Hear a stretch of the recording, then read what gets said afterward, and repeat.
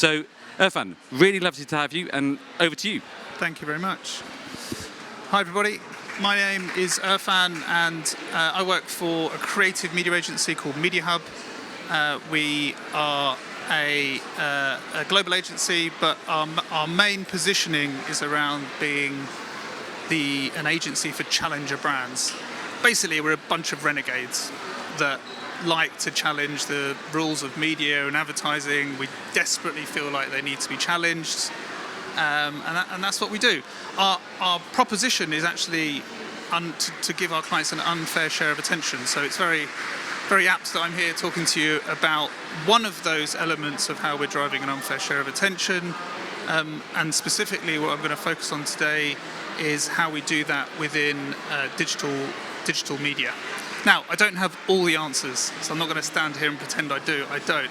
But I do have enough answers in order to show you how the work that we've been doing is driving digital media capex savings and incremental brand connection and sales effects, which you would have heard a lot about this morning. Now, this all starts with this. Is an awareness test. How many passes does the team in white make? Go!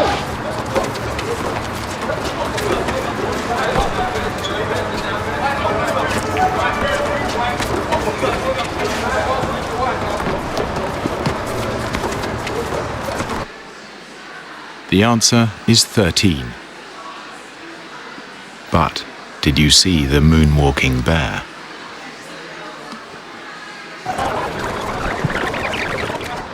Go!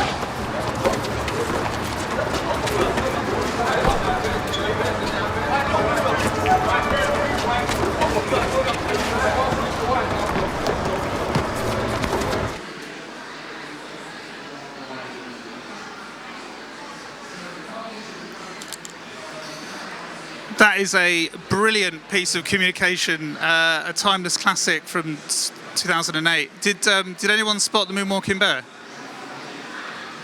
Yeah, Rob, of course you did. Yeah, you are old enough. Yeah, that's true.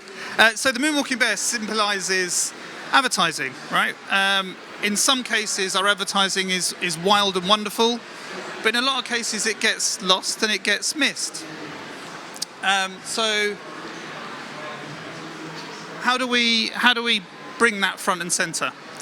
This is a perceived heat map, and this is fake. This isn't real. This is a heat map of where we think eye gaze is moving towards in terms of advertising. So as you can see, the heat map is pretty heavy on the leaderboard out at the top of the Guardian. But that's just in our heads. For years, I've been advising clients that digital advertising constantly delivers a ton of attention, 5, 10, maybe even 15 seconds of eye gaze. And it's battling against content, but a lot of time it's winning. And I'm quite ashamed to stand up here after 15 months of work with Lumen to say that isn't the case. So I apologise to any clients I can see in the audience, but so I feel like a bit of an idiot, to be honest. But the good news is, after 15 months of research, there is a better path forward. This is an actual heat map. So this is from our friends at Lumen. Now, it's not fair to focus on the Guardian, right? Because this is a systemic problem with our industry. It's not just the Guardian, right? It comes down to the way media is traded. Publishers earn revenue when they run an impression or they drive viewability. This ad has high viewability because it loads when the page loads. Probably has 80% viewability, but just people aren't looking at that ad. So it's a systemic problem with our industry and how publishers are incentivized. But it is very much placement-led, and we've seen a lot of presentations around the impacts of creativity. What we've seen is that there's consistency around attention and placement. And this particular placement, humans are creatures of habit. What happens is they visit a news site. The first thing they do is hunt down content. So they'll look straight down at the content. rather than the ads. And that's where the problem lies. So maybe the ad's in the wrong place. Maybe it should be further down. Maybe that ad slot just doesn't get enough attention. Now, sometimes it does. In a lot of cases, like Rob talked about context, news, for instance, it really struggles because people hunt down news. They don't hunt down advertising. So that then suggests that there's a ton of wastage out there. When we looked at all of our data and some of Lumen's benchmarks, we found that the most popular digital display ads that's bought through DSP supply data is actually the one that drives less than 0.4 seconds of attention, right? It's actually the 300 by 250. So that is a huge amount of wastage. Like, advertisers are investing in ads that people aren't looking at. What is that impact?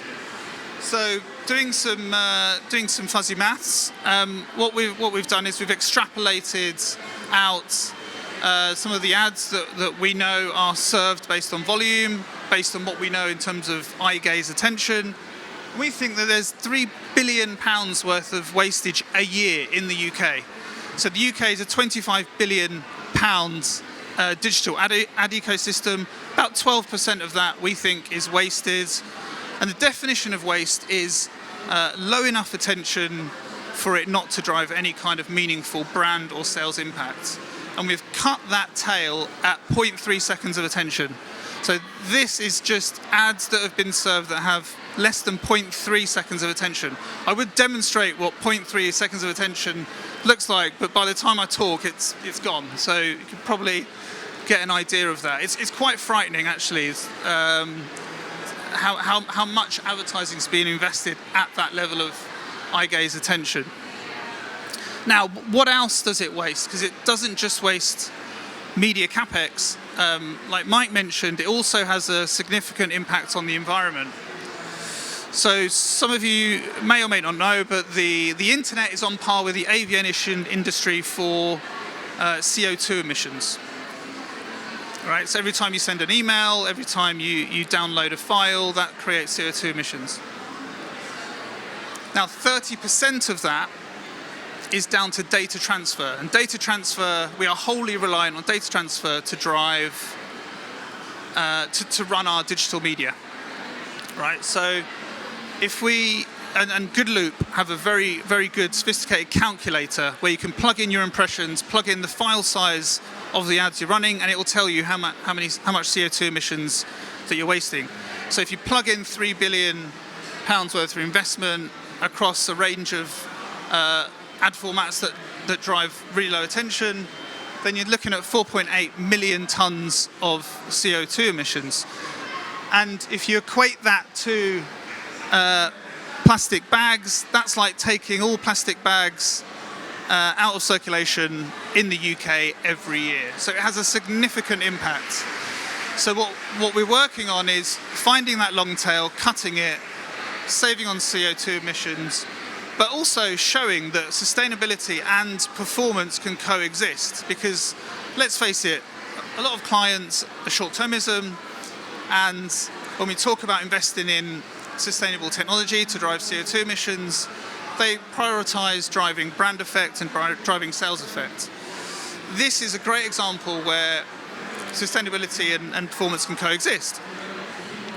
So what we look at is ads that are low carbon, high attention. So back to Rob's horse racing analogy, would you bet on BuzzFeed?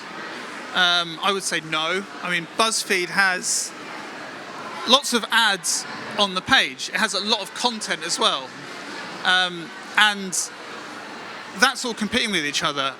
And we talk about infrequency as much as frequency. Infrequency is where you're battling for attention, you're battling for cut through, but it's really hard for you to get cut through because there's so much going on. This example is an example of infrequency. Now, in the old world, we'd draw a frequency curve to understand how much reach and frequency is correlating with brand effect. But what we find with a lot of these ads is that there's not enough attention for it to be meaningful. Therefore, you shouldn't really add certain coverage from certain ads that have no attention. That's infrequency. So, BuzzFeed plays an important role. Maybe it's around deeper partnerships, but from a pure display perspective, it's driving excessive carbon footprint, but also what we find through the research is that it has consistent low attention. On the flip side, we see consistent themes of partners that have high attention, and those are the ones that have 1 to maybe max 3 ads on a page. And therefore, there's less clutter to compete, and there's more cut-through. So patient.info, obviously that's a very similar placement to the Guardian ad, different context. Also, there's only 1 ad on the page. So you won't be surprised to know that patient.info has a high attention index based on what we've seen and a low carbon footprint. And so what we're able to do is sift through all of these sites to try and find that right balance. And then the last thing is that there's a whole ton of wastage around bots, those nasty bots that are just layering impressions on one another and nasty click farms. And that's about £2.5 billion a year wastage from the 25 billion in the UK. Now, with attention optimization, a lot of the work that you've seen today, you don't necessarily need to rely on bots, because we're talking about modeling real eye gaze attention. So cookies deprecate and bots are still there. This is a way of addressing that as well. So what we're essentially trying to do is hunt down the sub-segment of inventory out there that's going to drive value. And value, we talk about eye gaze attention. And it's a sub-segment of inventory. The hard bit is finding where that is. So I'll give you some answers later on around where you can find that inventory, but ultimately it's about navigating away from bots, navigating away from ads that are viewable but not seen, and just hunting down eye gaze attention. So I'm going to talk to you about how attention works at Mediahub, and Mike would have talked to you about the lamp tag. So I think what's changed is technology. It's just totally disrupted our industry. And here's an example. The attention economy is an example where traditional heat maps and eye tracking can actually now be converted and modeled into digital optimization and media optimization. So what we've done for 15 months is work with Lumen. We model our kind of campaigns, but we basically take a lot of their eye tracking data. Every month they run a continuous panel, and we understand against our media plans and against their panels how much eye gaze attention there is. And they have a really smart bit of kit algorithm that looks at how many ads are on the page, how much clutter there is, and there's a tag that gets pulled through, and based on the media plans that we run, based on the apps, the partners, the formats, we have aggregated data that allows us to pull through and see eye gaze attention. We then use a planning arc platform which is called ARC, Attentive Reach and Composition. It's our own proprietary platform. We take Lumen's data, and in the old world we make decisions on has that partner penetrate against our audience. In the new world we look at has that partner driven attention, and how friendly is that partner from a carbon scoring perspective. And it just helps us make better planning choices. And that's not enough. It's impossible to optimize attention, so we use custom bidding algorithms to find that sub-segment of inventory. And then ultimately it comes down to outcomes. What we find consistently, and you won't surprise you, and you would have heard it this morning, is that optimizing to high attention drives incremental brand effect. It also drives better sales outcomes. If a user sees an ad, they're going to respond. It's not rocket science, but we're able to see those outcomes, and that's the most important thing, because all of this is in vain unless we deliver those outcomes. Now, I'm going to lift the lid on some of our performance data, and if we go back to the view around the Moonwalking Bear, how do we find places and spaces where your Moonwalking Bear is going to stand out? So what we generally find is that mobile delivers twice the eye gaze attention than desktop. And that's large. And if you think about clutter, largely because it's less cluttered, more immersive. On desktop, it's, you're like the BuzzFeed ad we saw. It's hard to compete. And so it begs the question, why don't we just throw all our money into mobile if we're getting double the attention? And that's a good question. Now, desktop plays a separate role when it comes to context. So you probably start looking at different roles for desktop and mobile. But what we also find is that YouTube crushes it every single time. So YouTube TrueView is an immersive ad. There's no clutter, it's just there. And we've seen some of this with a TV test we've done in the US as well around attention. It's largely the less clutter there is on the page, the higher the level of attention. Facebook Watch comes in high. Instagram Stories delivers better than Feed.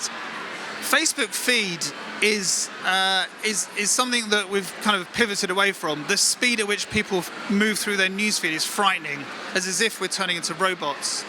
It's so the level of attention is quite limited when it comes to Feed. So that's where we're kind of pivoting away. Now the beauty of Lumen's panel is that every month it gets refreshed, so we can push in TikTok and we can push in Reddit, so new channels. So this becomes really powerful and dynamic when it comes to our media plans. And the last thing I'll say is that I don't have all the answers, like I said earlier, but I have some answers. And the next frontier is TV. So in the US, we have TV models. They're not quite there here yet in the UK, but it's coming from a company called T-Vision.